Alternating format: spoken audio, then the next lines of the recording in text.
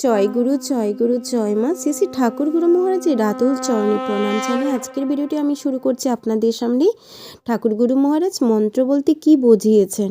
তো একজন শিষ্য ঠাকুর গুরু মহারাজকে প্রশ্ন করেছিলেন যে ঠাকুর গুরু মহারাজ মন্ত্র কি। তো ঠাকুর গুরু মহারাজ একটি সুন্দর উদাহরণের সাহায্যে সে মন্ত্রটিকে তিনি ব্যাখ্যা করেছিলেন। তো আসুন আমরা আজকের এই ভিডিওতে জানতে থাকবো যে ঠাকুর গুরু মহারাজ মন্ত্র সম্পর্কে অর্থাৎ মন্ত্রের প্রয়োজনীয়তার বিষয়ে তিনি কি বলেছিলেন।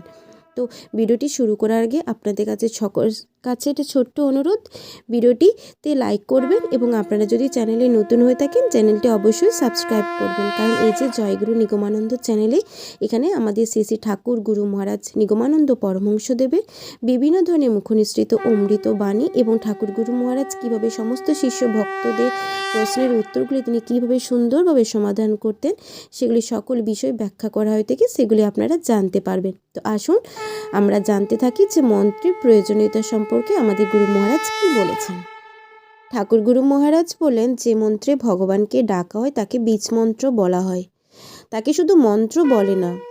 নিশ্চয়ই তোমরা জানো যে বীজ কাকে বলা হয়। ধরো আমার বাড়িতে একটা কাঁঠাল গাছ চাই, তো ফার্স্টে কি করতে হবে না, প্রথমে সেই কাঁঠালের বীজকে জোগাড় করতে হবে, তারপর ওই বীজকে মাটিতে পুঁততে হবে, তারপরে রোদ জল বাতাসের সাহায্য নিয়ে সেই বীজটি অঙ্কুরিত হবে, তারপর সেটি বৃক্ষে পরিণত হবে, তবেই আমরা কাঁঠাল গাছ পাবো, তারপর সে কাঁঠাল গাছ থেকে কাঁঠাল পাবো।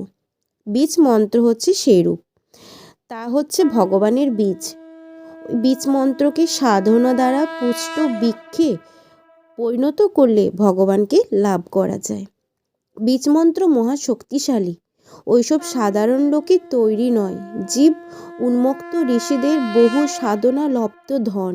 শুধু মন্ত্র হলেই হলো না, তাকে ভক্তি ও বিশ্বাস এবং শ্রদ্ধা দ্বারা সাধন করতে হবে। প্রাণবন্তভাবে তীব্র উৎসাহ অধ্যাবসায় সহকারে তাকে মন প্রাণ ঢেলে তাকে উদ্যুক্ত করে তুলতে হবে, নতুবা শুধু মুখে মন্ত্র বা আড়াইয়ে হাজার বছরেও তাকে পাওয়া যাবে না। এইভাবে আমাদের শ্রী শ্রী ঠাকুর গুরু মহারাজ মন্ত্রের প্রয়োজনীয়তাটি তিনি সুন্দরভাবে ব্যাখ্যা দিয়েছেন। কারণ আমরা সব কিছু প্রথমেই পাই না, তার জন্য আমাদেরকে অনেক সাধন ভোজন করতে হবে, তবেই আমরা ভগবান কৃপা লাভ করে থাকবো, গুরু কৃপা লাভ করে থাকবো। তাই আমাদের গুরু কৃপা পেতে গেলে আমাদেরকে গুরুকে ভালোবাসতে হবে। গুরু যে সমস্ত আদেশ উপদেশ দিয়েছেন সেগুলি যদি আমরা যথাযথভাবে সুন্দরভাবে পালন করতে পারি তাহলে আমাদের আসল গুরু কৃপা মিলবে। কারণ গুরু কৃপাই কেবলম। তো আশা করি আপনাদের এই সুন্দর ভিডিওটি ভালো লেগেছে। এভাবে আপনারা সুন্দর সুন্দর ঠাকুর গুরু মহারাজের ভিডিওগুলি আপনারা শ্রবণ করতে থাকুন। সকলে ভালো থাকুন, সকলে সুস্থ থাকুন। ঠাকুর গুরু মহারাজের কাছে প্রার্থনা করি সকলের জন্য মঙ্গল হয়, সবাই যেন ভালো থাকে। আবার পরবর্তী ভিডিওতে আপনাদের সাথে দেখা হচ্ছে। সবাই একবার কমেন্ট বক্সে জয় গুরু জয় মা লিখে জানাবেন।